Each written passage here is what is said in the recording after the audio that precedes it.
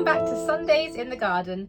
If you're new here, my name's Sarah, and on my channel I share all of the things I'm getting up to in my English cottage garden and allotment. I would love for you to subscribe so you can stay up to date with my monthly gardening jobs every month, as well as garden tours, vlogs and everything else I'm getting up to in the garden in 2024. I know loads of people have joined the channel to follow along with my garden jobs videos in particular, so if you're one of them and you're interested to see what I'm doing in April, then let's get started.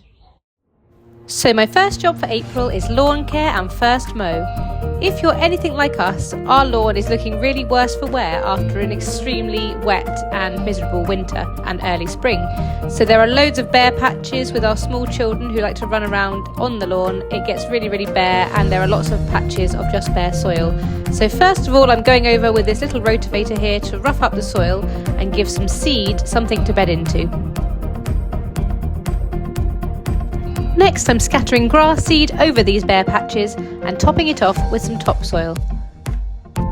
This is a great time for doing this because seeds will germinate really readily in the warmer temperatures, and grass is growing in earnest now.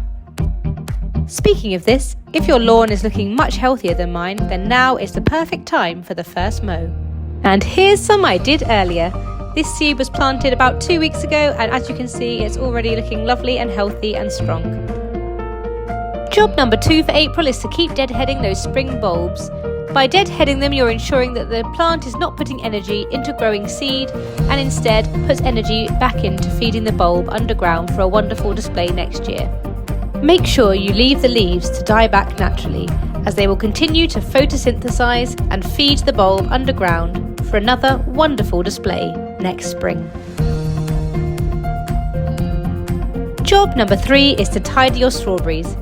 If you haven't done so already, April is a great time for tidying your strawberry patch.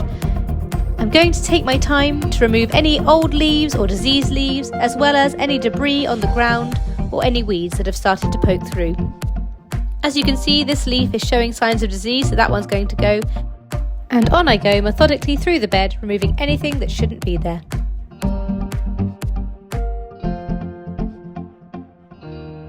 If you find a little sucker like this, then find a spot in the bed where there aren't too many strawberries and plant it up.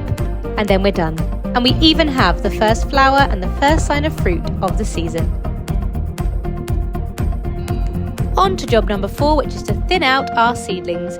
If, like me, you've got lots of seedlings that are looking like this and rather grouped together, then it's time to thin them out, looking in between the leaves and finding those that are super close together and removing the ones in the middle or any weaker ones. Here in my salad bowl you can see the same thing is happening, and lots of my seedlings are grouped much too closely together. So I'm going to go through them and find some that are really close and then just remove them. But the great thing about the lettuce is that I can eat it straight away, even if it's as tiny as this one.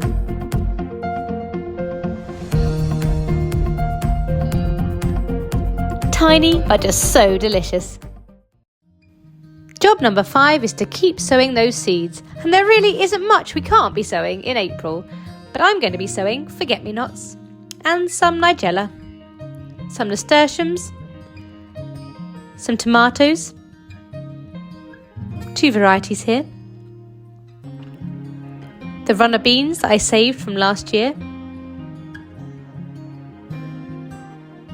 some pumpkins and some peas.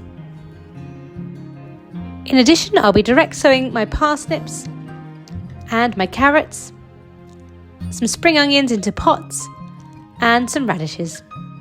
So let's begin by sowing some runner beans together. First, I'm taking some small pots and filling them with compost. I then make a hole about 2.5 centimetres deep in each pot and pop in my runner bean seeds. I'm sowing 1 per pot. Then just cover the seeds with some compost and water well.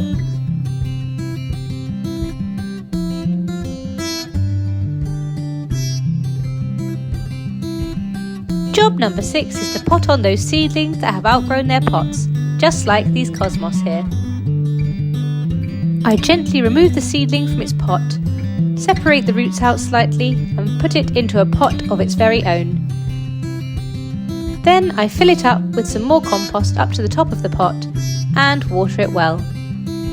Then, in just a few weeks' time, all of these lovely cosmos will be going outside. Job number 7 is to tie in your climbing roses.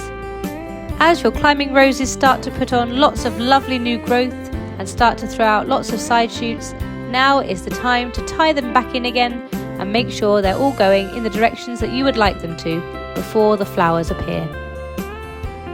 If there's any growth growing where you don't want it, you can cut it off at this time too. Job number 8 is to keep on top of weeds. This one feels like a never-ending job from about now all the way through to September or so, but as they start to spring into life and we get so many more weeds appearing, it really is great to spend a little bit of time each week to keep on top of those weeds. Whether you're weeding pathways, borders, or like myself here in raised beds, little and often really is the key to keep on top of those weeds, making for a much easier summer for you and your plants. Job number 9 is to fleece any early sowings. Don't forget to cover with fleece or other protection anything you've already sowed outside if temperatures drop. Job number 10 is to plant out any asparagus crowns.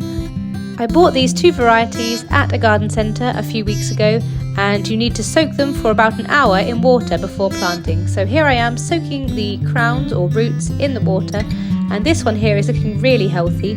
It's got a lovely shoot already appearing and the roots look great, so I've got high hopes for this one.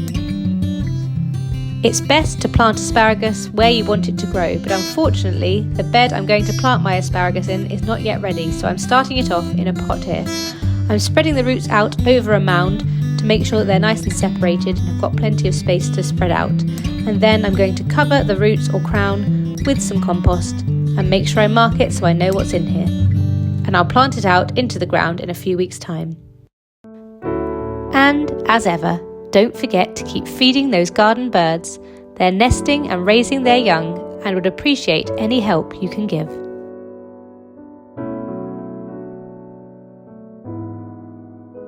Thank you so much for watching. If you've enjoyed today's video, please like and subscribe, and I look forward to seeing you next week. Take care and have a wonderful Sunday in your garden.